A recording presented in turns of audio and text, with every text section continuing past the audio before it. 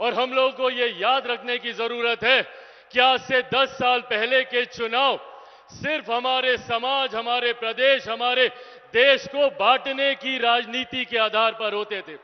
ऐसे विवादित विभाजनकारी मुद्दों को उठाया जाता था जिससे समाज में बंटवारे की राजनीति को साधा जा सके। भले वो धारा 370 की बात हो, भले वो राम मंदिर निर्माण की बात हो या विमेन रिजर्वेशन बिल की बात हो, आज हमारे प्रधानमंत्री जी ने तमाम इन मुद्दों का समाधान करने का कार्य किया।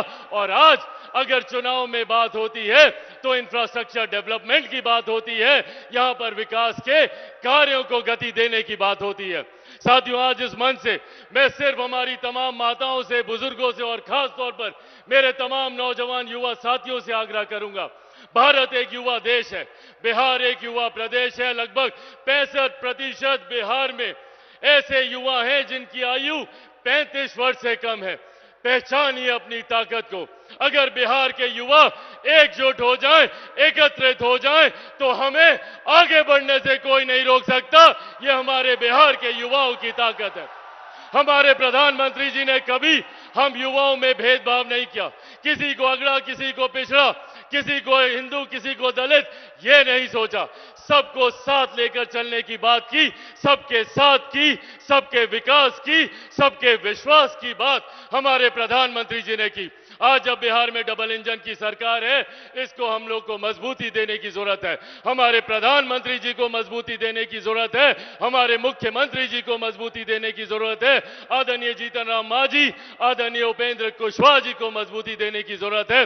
मेरे नेता आदरणीय रामविलास पासवान जी ने एक विकसित बिहार, एक विकसित देश का सपना देखा था, जिसे हमारे प्रधानमंत्री जी पूरा करने में लगे हुए हैं।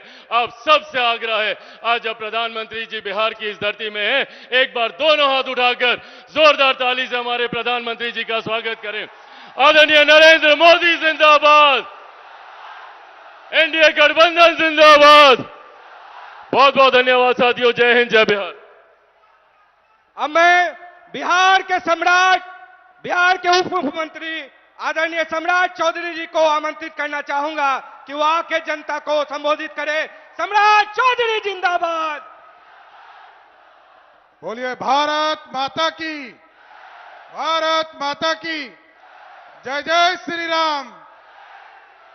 आज नवादा की इस पावन धरती पर देश के सबसे लोकप्रिय प्रधानमंत्री और दुनिया के सबसे बड़े नेता और दुनिया के सबसे बड़े लोकतंत्र के नेता आदरणीय देश के प्रधानमंत्री आदरणीय नरेंद्र मोदी जी का मैं नवादा की इस पावन धरती पर पूरे नवादा की ओर से दोनों हाथ फैलाकर उनका स्वागत करने का काम करता हूं। आज यहां पर बिहार के लोकप्रिय मुख्यमंत्री आदरणीय नीतीश कुमार जी, लोजपा रामविलास के राष्ट्रीय अध्यक्ष चिराग पासवान जी, आदरणीय बड़े भाई उपेंद्र कुशवाहा जी, इस मंच पर उपस्थित हिंदुस्तानी अवाम मोर्चा के राष्ट्रीय अध्यक्ष संतोष मांझी जी, सम्मानित नेतागण और इस मंच के सामने उपस्थित तमाम भाइयों, बुजुर्गों, नौजवान साथियों, छोटे छोटे बच्चों, माताएं, बहनों, आज देश के यशस्वी प्रधानमंत्री जी आज नवादा की पावन धरती पर आए हैं। साथियों, आप लोगों से आग्रह करने आए हैं, आपने जो ताकत दिया था पिछले 10 वर्षों में इस देश में, जो संकल्प के साथ इस भारत को खड़ा करने का, उस भारत को बढ़ाने का काम आज देश के यशस्वी प्रधानमंत्री जी कर रहे हैं। गरीबों के कल्याण के लिए आगे बढ़ाने का काम कर रहे हैं। मैं सिर्फ यही कहना चाहता हूं कि जिस तरह आदरणीय मोदी जी ने इस देश में गारंटी के तौर पर कहा है कि इस देश में जहां भी भ्रष्टाचार होगा उस भ्रष्टाचारी को जेल जाना पड़ेगा, उसी तरह हम लोगों ने भी जब आपके आशीर्वाद से डबल इंजन की सरकार बनी है तो बिहार में तय किया है कि अब बालू माफिया, शराब माफिया और जमीन माफिया, उनको या तो बिहार से बाहर जाना होगा, नहीं तो जेल के अंदर बंद होना पड़ेगा।